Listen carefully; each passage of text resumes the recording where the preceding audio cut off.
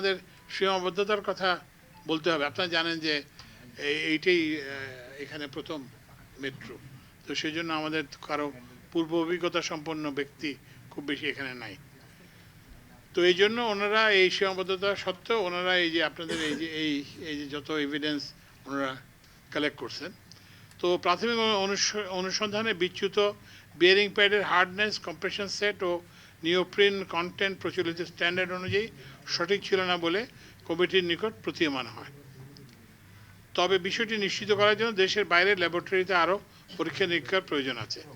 এছাড়া বিয়ারিং প্যাডসমূহ কিছুটা ঢালু অবস্থায় 8 ইঞ্চি 0.8% স্লোপ সন্নিবেশিত করা হয়েছে। বিয়ারিং প্যাড বিচ্যুতির ক্ষেত্রে এর কিছুটা প্রভাব রয়েছে বলে ধারণা করা হচ্ছে। উল্লেখ্য যে ফার্মগেট মেট্রো রেল স্টেশনের উভয় প্রান্তে বৃত্তাকার অ্যালাইনমেন্ট অবস্থিত। প্রতীয়মান হয় যে ভায়াডাক্টের অ্যালাইনমেন্ট সোজা অংশ ও বৃত্তাকার অংশের মধ্যে কোনো ধরনের ট্রানজিশন কার ব্যবহার হয়নি। কমিটির অনুসন্ধানে মেট্রো রেলের এই অ্যালাইনমেন্টের নকশায় ত্রুটি থাকতে বলে প্রতীয়মান হয়েছে। কার্ভ অ্যালাইনমেন্টের জন্য পৃথকভাবে মডেলিং ও অ্যানালিসিস করা হয়নি। সোজা অ্যালাইনমেন্টের মডেলিং ও অ্যানালিসিস দিয়ে কার্ভ অ্যালাইনমেন্টের জন্য নকশা প্রণয়ন করা হয়েছে। কমিটি কর্তৃক ট্রেন চলাকালীন সময় কম্পন পরিমাপে বিচ্যুত বেয়ারিং প্যাড সংশ্লিষ্ট পিয়ার সমূহ পিয়ার নম্বর 430 ও পিয়ার নম্বর 433 অন্যান্য পিয়ারের তুলনায় কম্পন অনেক বেশি পরিলক্ষিত হয়েছে। কার্ভ অ্যালাইনমেন্টের নকশার সম্ভাব্য ত্রুটির কারণে এই অংশে অযাচিত পার্শ্ববল ও সংশ্লিষ্ট কম্পন উদ্ভব হচ্ছে, যার সাথে বিয়ারিং প্যাডের বিচ্যুতির সম্পর্ক রয়েছে বলে মনে করা হচ্ছে। অনুসন্ধানে দেখা যায় যে কার্ভ অ্যালাইনমেন্ট এবং নিকটস্থ স্টেশনের রেল ট্র্যাকের নিচে নিওপ্রিন রাবার মাস স্প্রিং ড্যাম্পার ব্যবহার করা হলেও মধ্যবর্তী দুর্ঘটনার স্থানে সংশ্লিষ্ট ট্র্যাকের জায়গায় রিজিড ট্র্যাক রাখা হয়েছে।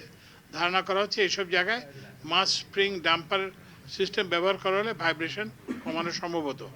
তবে কমিটি ঘটনার সাথে নাশকতামূলক কর্মকাণ্ডের কোনো যোগসাজশ পায়নি। আপনাদের জন্য এটা হচ্ছে একটা ইম্পর্টেন্ট। আর কমিটির কতগুলো সুপারিশ আছে। আর বাই দ্য ওয়ে আমরা একটা প্রেস রিলিজ আকারে এটা আপনাদের সবাইকে দিয়ে দেবো। একটা জিনিস এই যে রিপোর্টটা শেয়ার করা হবে আর এটা আপনারা দিয়ে দেবো। এখন কমিটির যে সুপারিশ সেটা হচ্ছে ভবিষ্যতে এই ধরনের দুর্ঘটনা এড়ানোর জন্য কার্ভ অ্যালাইনমেন্ট সংশ্লিষ্ট স্থানে বেয়ারিং প্যাড যাতে সরে যেতে না পারে সেই জন্য যথাযথ কারিগরি ব্যবস্থা জরুরি ভিত্তিতে সন্নিবেশিত করতে হবে, যার কার্যক্রম ডিএমটিসিএল কর্তৃক বাস্তবায়িত হচ্ছে। ওরা অলরেডি এটার উপরে কাজ করছে। বেয়ারিং প্যাড সরে যাওয়ার কারণ সুনিশ্চিতভাবে নির্ণয়ের জন্য থার্ড পার্টি ইন্ডিপেন্ডেন্ট কনসালটেন্ট দ্বারা বিস্তারিত অ্যানালিসিস এর মাধ্যমে ভায়াডাক্টের স্ট্রাকচারাল ডিজাইন ও ট্র্যাক ডিজাইনের গভীর পর্যালোচনা করার প্রয়োজন। মেট্রো রেলের সাবেক প্রজেক্ট ডিজাইনের উপরে একটি থার্ড পার্টি সেফটি অডিট পরিচালনার ব্যবস্থা করার প্রয়োজন। নিবিড় পর্যবেক্ষণের জন্য অতি দ্রুত ও কার্যকর ও যথাযথ স্ট্রাকচারাল হেলথ মনিটরিং সিস্টেম স্থাপন করতে হবে। সর্বোপরি মেট্রো রেলের কর্তৃপক্ষের সক্ষমতা বৃদ্ধি, বিদেশি পরামর্শক এর নিকট থেকে স্থানীয় বিশেষজ্ঞদের নিকট টেকনোলজি ট্রান্সফার নিশ্চিতকরণে জোর প্রচেষ্টা গ্রহণ করতে হবে। এই রিপোর্টটা আমরা ওই যে ডিটিসিএল এর পরিচালনা পর্ষদে দেব। তো ওরা ওখান থেকে স্পেসিফিক ব্যবস্থা, কারণ আমরা তো মন্ত্রণালয় সরাসরি এটার সঙ্গে জড়িত না, তো কিন্তু এটা এরা মনে রাখবে ওই যে পরিচালনা পর্ষদ তারা এটা নিয়ে ব্যবস্থা নেবে।